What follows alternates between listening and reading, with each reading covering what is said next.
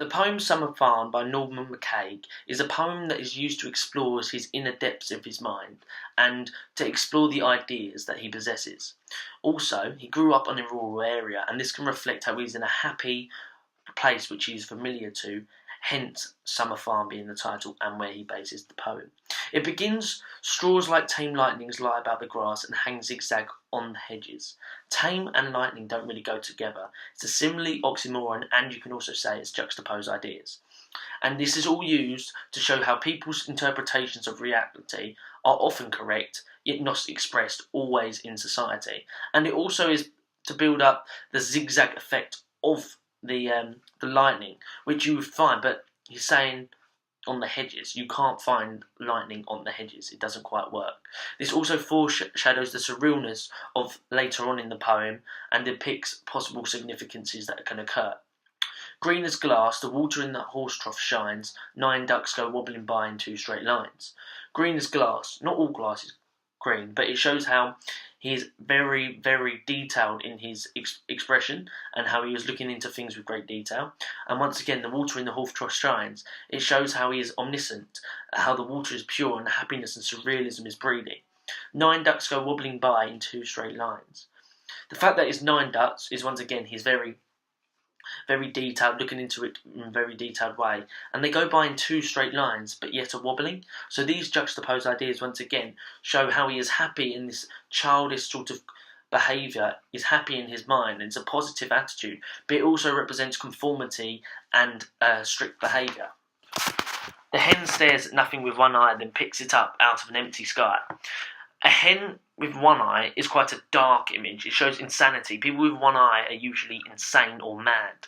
It also stares at nothing. You can't stare at nothing because staring is at something. It goes on to use the caesura for dramatic effect. And then later it acknowledges the chicken accepts everything.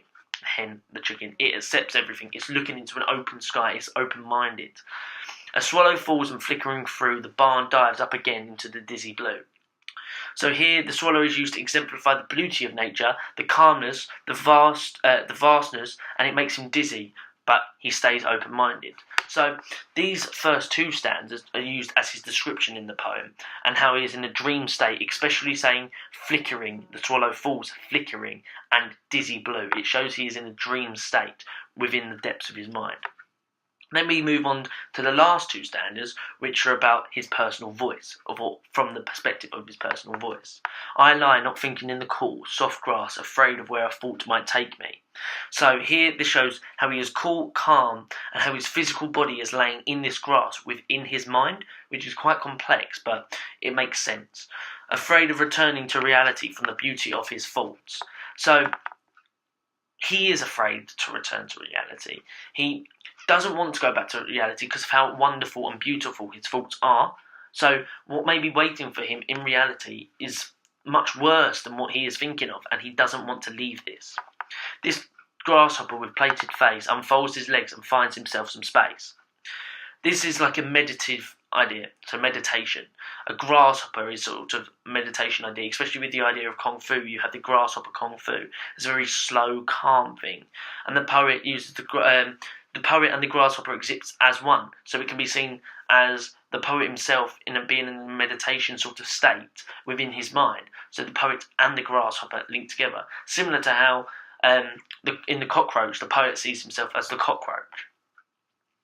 Self under self, a pile of cells, I stand threaded on time with a metastic hand. This is a very philosophical meaning.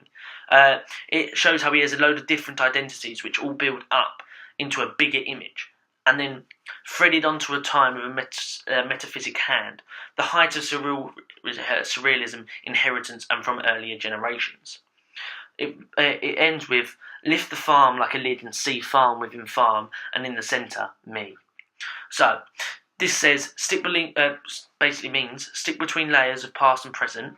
He is at the centre of his universe, and how does he relate in respect to the animals and people's thoughts? So he can't quite grasp other people's thoughts because he is at the centre of the universe. It's how he feels. And all of this is intricately woven onto the fabric of time and space. There was a solid AABB rhyme scheme throughout, and it doesn't change from concrete to abstract, which you've got the concrete description and the abstract personal voice. It stays constant throughout. However, some rhymes do not fit as perfectly later on. Also, there is a clear change using this description and then the personal voice, splitting the poem in two, between the organised nature of the description and between the loose nature of his thoughts.